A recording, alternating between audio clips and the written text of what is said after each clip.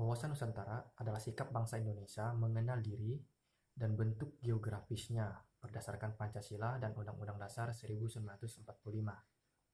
Dalam pelaksanaannya, wawasan Nusantara mengutamakan kesatuan wilayah dan menghargai kebinekaan untuk mencapai tujuan nasional. Aspek-aspek wawasan Nusantara. Ada 3 aspek-aspek yang menjadi wawasan Nusantara. Yang pertama adalah aspek sejarah, aspek kewilayahan Nusantara, dan yang ketiga adalah aspek sosial budaya. Untuk aspek sejarah, Indonesia diwarnai oleh pengalaman sejarah yang tidak menghendaki terulangnya perpecahan dalam lingkungan bangsa dan negara Indonesia. Hal ini dikarenakan kemerdekaan yang telah diraih oleh bangsa Indonesia merupakan hasil dari semangat persatuan dan kesatuan yang sangat tinggi oleh bangsa Indonesia sendiri. Jadi, semangat ini harus tetap dipertahankan oleh persatuan bangsa dan menjaga wilayah kesatuan Indonesia. Untuk aspek kewilayahan Nusantara, contohnya seperti pengaruh geografi, merupakan suatu fenomena yang perlu diperhitungkan karena Indonesia kaya akan aneka sumber daya dan suku agama, serta suku bangsa. Dan yang ketiga adalah aspek sosial budaya. Indonesia terdiri atas ratusan suku bangsa yang masing-masing memiliki adat, bahasa, agama, dan kepercayaan yang berbeda-beda. Sehingga tata kehidupan nasional yang berhubungan dengan interaksi antar golongan mengundang potensi konflik yang besar. Tujuan wawasan Nusantara. Tujuan wawasan Nusantara memiliki 2 tujuan, yaitu tujuan ke dalam dan tujuan nasional. Tujuan ke dalam sendiri bertujuan untuk mewujudkan kesatuan segenap aspek kehidupan, baik alamiah maupun sosial. Dan untuk tujuan nasional, bertujuan untuk melindungi segenap bangsa Indonesia dan seluruh tumpah darah Indonesia dalam mewujudkan kesejahteraan umum. Fungsi wawasan Nusantara. Wawasan Nusantara sebagai wawasan pertahanan dan keagamaan negara. Wawasan Nusantara sebagai konsep ketahanan nasional. Dan yang ketiga adalah wawasan Nusantara sebagai wawasan kewilayahan. Implementasi wawasan Nusantara dalam kehidupan politik, kehidupan ekonomi, kehidupan sosial, dan kehidupan pertahanan dan keamanan.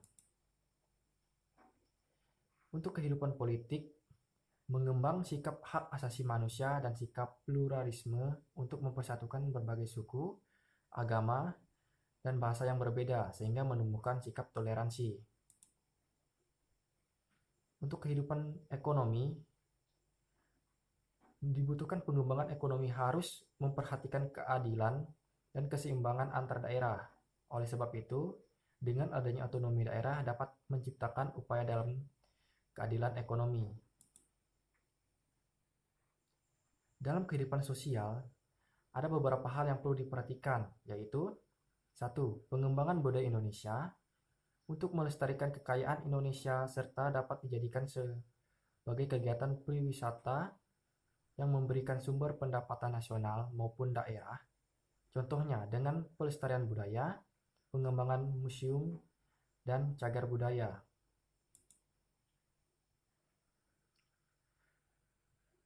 Untuk kehidupan pertahanan dan keamanan, juga memiliki aspek yang harus dikembangkan, yaitu membangun TNI yang profesional serta menyediakan sarana dan prasarana yang memadai bagi kegiatan pengamanan wilayah Indonesia, terutama pulau dan wilayah terluar Indonesia.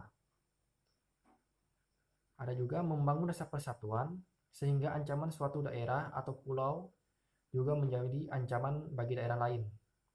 Rasa persatuan ini dapat menciptakan dengan membangun solidaritas dan hubungan erat antar warga negara yang berbeda daerah dengan kekuatan keamanan. Unsur-unsur wawasan Nusantara. Unsur-unsurnya adalah yaitu memiliki wadah, misalnya seperti wujud wilayah, tata kelengkapan organisasi, dan tata inti organisasi, isi wawasan Nusantara, tata laku wawasan Nusantara yang mencakup dua segi batiniah dan lahiriah. Untuk wadah sendiri, seperti yang tadi ada wujud wilayah, merupakan batas ruang lingkup wilayah Nusantara yang ditentukan oleh lautan yang di dalamnya terdapat gugusan ribuan pulau yang saling dihubungkan oleh perairan. Oleh karena itu, Nusantara dibatasi oleh lautan dan daerahnya serta dihubungkan oleh perairan di dalamnya. Tata inti organisasi. Bagi Indonesia, tata inti organisasi negara didasarkan pada Undang-Undang 1945 yang menyangkut bentuk dan kedaulatan negara, kekuasaan pemerintah, sistem pemerintah, dan sistem perwakilan. Tata kelengkapan organisasi. Wujud tata kelengkapan organisasi adalah kesadaran politik dan kesadaran bernegara yang harus dimiliki oleh seluruh rakyat yang mencakup partai politik, golongan dan organisasi masyarakat, kalangan pers, seluruh aparatur negara, yang dapat diwujudkan demokrasi yang secara konstitusional berdasarkan Undang-Undang 1945 dan secara ideal berdasarkan dasar filsafat Pancasila.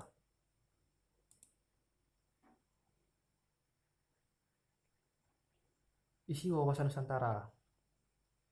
Isi adalah apresiasi bangsa yang berkembang di masyarakat dan cita-cita serta tujuan nasional yang terdapat pada pembukaan Undang-Undang Dasar 1945. Untuk mencapai apresiasi yang berkembang di masyarakat maupun cita-cita dan tujuan nasional, seperti yang tertera, bangsa Indonesia harus mampu menciptakan persatuan dan kesatuan dalam kebinekaan dalam kehidupan nasional.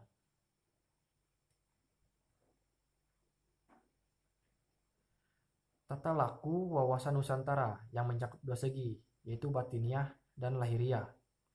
Tata laku sendiri merupakan dasar interaksi antara wadah dengan isi, yang terdiri dari tata laku batiniah dan tata laku lahiriah. Tata laku batiniah mencerminkan jiwa, semangat, dan mentalitas yang baik dari bangsa Indonesia. Sedangkan tata laku lahiriah tercermin dalam tindakan, perbuatan, dan perilaku dari bangsa Indonesia. Tata laku lahiriah merupakan kekuatan yang utuh, dalam arti kemaunggulan, meliputi perancangan, pelaksanaan, pengawasan, dan pengendalian. Sekian dari saya, terima kasih.